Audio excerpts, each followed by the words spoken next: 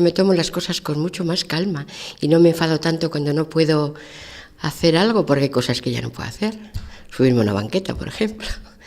Y antes pues decía, ya no tengo fuerzas, ya no puedo hacer esto. Y ahora me lo tomo con mucha más calma y tengo mucha más confianza, mucha más tranquilidad. Me ha dado eso, me ha dado sosiego. Sosiego yo creo que es la palabra.